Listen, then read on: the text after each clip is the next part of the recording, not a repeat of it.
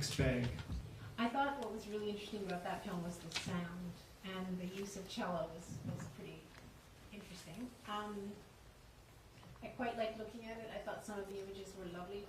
So much of just a simple feature film, so much of what happens in a film is like a dream, in the sense that you don't always have the language to describe it. And so to see a film that's literally about a dream state, I kind of really enjoyed that. The paper houses and the balls of wool. Were those balls of wool on the floor when he was the women? That was kind of interesting, and each of them having a case or a release or something that he wasn't allowed to have. I thought some of the Freudian imagery was hilarious, or maybe that's just me. But I quite liked it. It felt a little bit like an exercise in filmmaking, more than anything else. But I thought it was extremely well done. I really was interested in the choice of central character. Thought that man's face was really kind of interesting. I did a double take when I did the end credits, because they actually mixed up the end credits too, and I love the fact that the caterer was above the director of photography. I didn't notice that. That's great. They're all jumbled up, and I kept because I was thinking was the director the cinematographer, so I was going, hey, there's the caterer, there's the first AD, hang on, there's the director of photography. They're all mixed up, so that I liked. Yeah, it's a pedestal industry, I guess. Come on, sometimes the caterer is the most important person on the set, right? They are. I really liked looking at that Dutch streetscape. Yeah, yeah. Whatever, that's where they kind of made me want to get on a plane. But One of the things I enjoyed about it was it starts out as apparently a POV shot, which quickly spins around to a close-up of this man. Just technically quite interesting, could be used in any kind of a film. He often appeared to be on wheels and not, you couldn't see his footfalls. It reminded me of some stuff that Hitchcock did in Rebecca, where he had the housemaid on wheels just to give her a sinister aspect. Here it was a different effect altogether. But what does it mean when you're watching a film technically like that, though? Does it mean that you're not falling into it the way you would sort of fall into a... Yeah, I couldn't find a way into it. I thought narratively it was a little undercooked, and I thought that there was a lot of symbolism, but it was sort of disparate, and I really would have liked just something to hinge on narratively.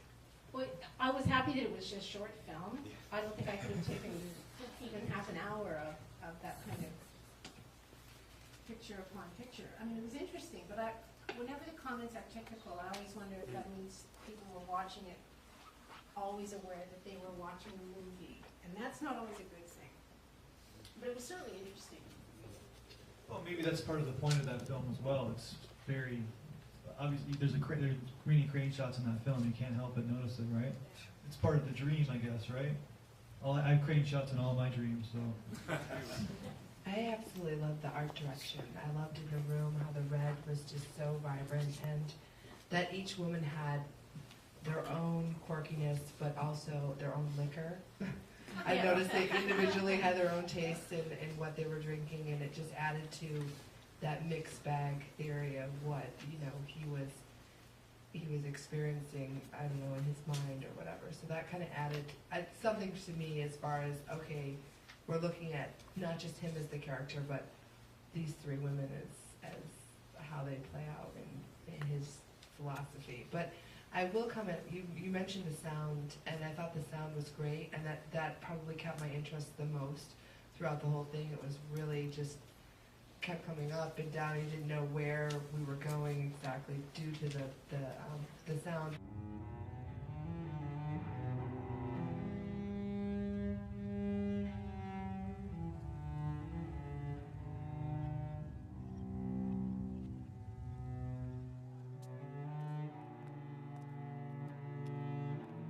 Whereas the basket case, that was probably the only thing I didn't like about the basket case, was the sound cut so dramatically between cuts.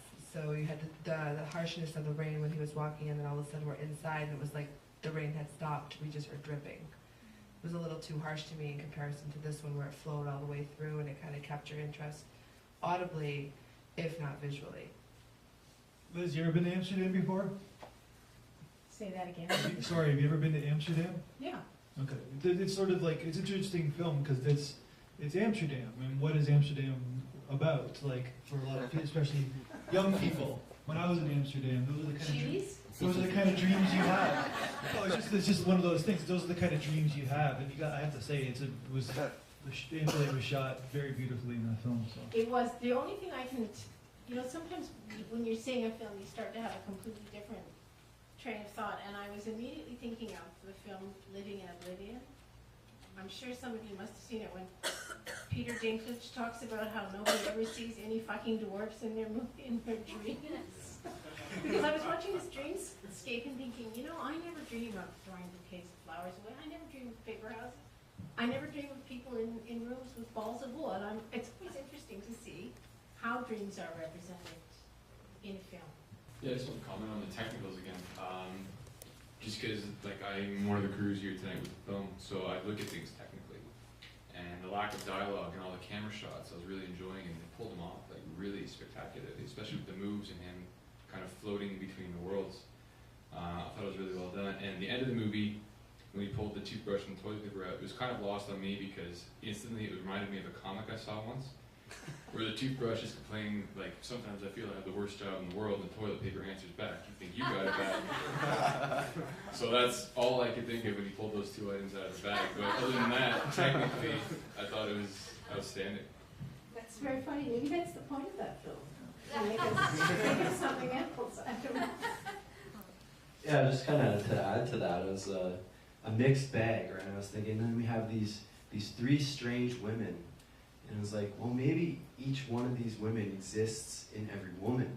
And we have the suave, upper class, sensual one. We have the giggly, happy-go-lucky college girl, and then we have the crazy cat lady hag.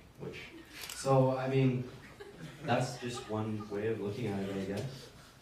It's interesting that it inspires this much thought. That's something. Well, when a movie is shot so beautifully like that film, you can get away with a lot of stuff.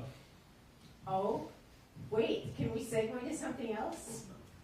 Speaking of the Curious Case of Benjamin Button, has anyone in here seen that film? Okay, I hated it so much.